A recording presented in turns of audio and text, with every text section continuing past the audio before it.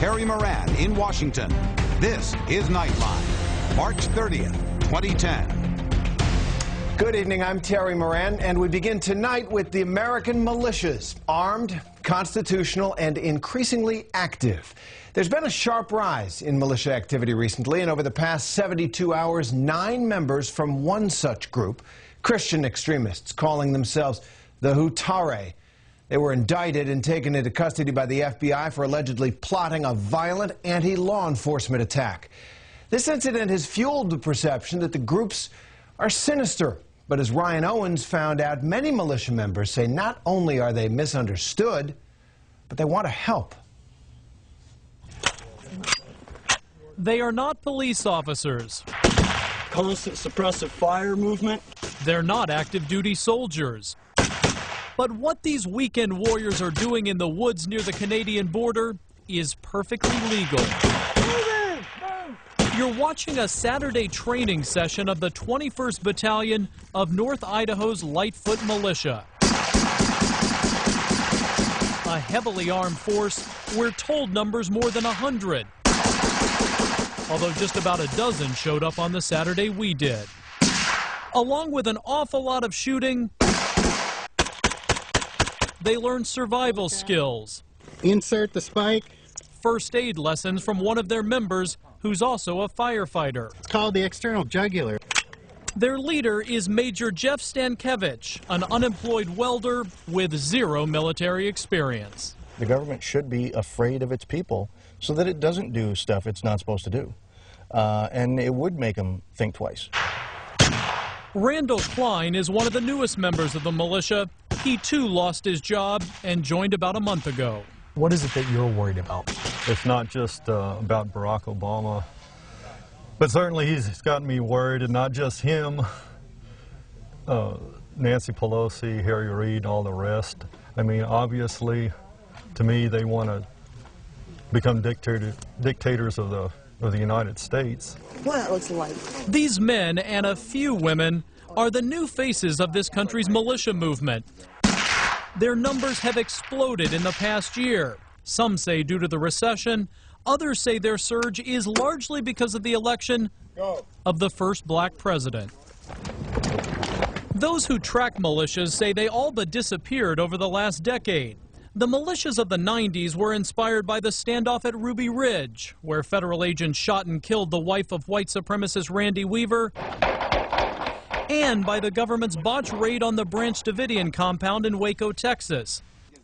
The men of today's militia still fear the government, but they worry more about the federal takeover of the healthcare system or the collapse of the economy than black helicopters and armed agents. We sat down with a few members of the Idaho militia to try to understand their motivations. I started off handing out flyers to get our first meeting going. It was a year ago. It was April 15th at the first Tax Day Tea Party rallies. And I thought if we don't start preparing now, it might be too late. You never know what's coming around the corner. What happens if the federal government goes bankrupt and the millions of people who were brought up on welfare all of a sudden don't get their checks? What are they going to do? These men do share at least one belief with the militiamen of the past. How much of this is about the right to bear arms for you? Oh, okay. Second Amendment issues. I believe that it's the most important of the amendments. The Second Amendment is the one that puts the teeth in all the other amendments. Even though they're based just miles from Ruby Ridge, in a part of the country known for white supremacy, they say bigotry is not part of their ideology. In a constitutional militia such as what we are, racism has no place. I've even had people ask me about Muslims joining the group. And I said, I would have no problem with Muslims joining the group. And they can't believe that. Jeff was talking about letting Muslims in, and that would be okay in theory, but a couple of us voiced the concern that we don't want to get shot in the back like what happened in Fort Hood. They say they do not advocate violence against the government or its employees, and disavow groups like the Hutare militia, whose members were arrested this week accused of plotting to kill police officers. But the lines can be blurry.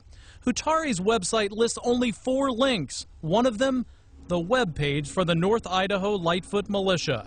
Still, local law enforcement officials say the militia here seems to be doing everything above board. They've met with the sheriff's department, even advertised their training. As long as they, adhere to the Constitution of Idaho, adhere to the laws, that we don't have a problem with them organizing. It's just like any group. If you or I want to form a stamp collecting club, under our Constitution, you can form that club. But the real authorities are quick to point out they will not be calling on the militia in an emergency. We want to make sure we know the people that are coming to our crisis, and so we do background checks and we know our search and rescue people. This militia, we do not know them, their training levels or what their abilities are, so we would not call them. Stankiewicz founded the Idaho Militia just a year ago and has been busy trying to convince the community not to fear them. He teaches kids in the local band, marches in parades. Militiamen even act as crossing guards at local events. On our way to that Saturday training in the woods, he explained why. Does the militia have an image problem? Oh, big time. Everyone in the country, if you ask them about the militia, it's a bunch of gun-toting, drunken rednecks who run around the woods shooting at anything that moves. And that's not who these guys are. They have jobs, they own businesses. These are not crazy people. These are regular, average, everyday guys. But as we said, most we talk to, including Stankiewicz, don't have a job. And yes, most do take unemployment from the state. They argue it's insurance, not welfare. North Idaho's largest industry, logging, has been decimated, and unemployment here hovers near 20%. Economic uncertainty about themselves and their country is a driving force. If you want to have free health care, and you want to have gay marriage, and you want to have, it doesn't matter, whatever you want to have, any welfare programs, line them all up in your state.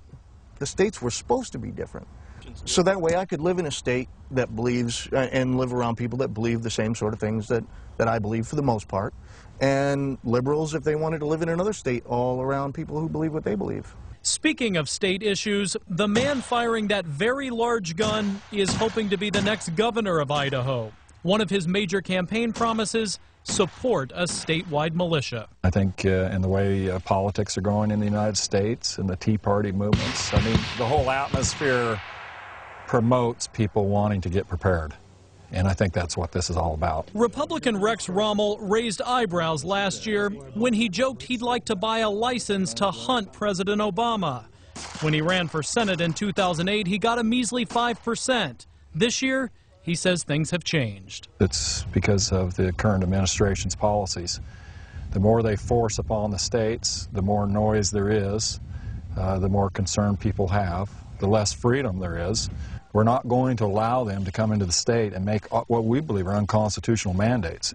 These guys want to show a little force behind the scenes. I don't have a problem with that. I keep telling the guys, I've said it at meetings, I don't know how many times, I'll be happy to be an old man with some really nice hunting and camping gear and have nothing ever happen. That would be the best. I'm Ryan Owens for Nightline in Sandpoint, Idaho. Armed and ready, if necessary. Our thanks to Ryan Owens for that. And when we come back,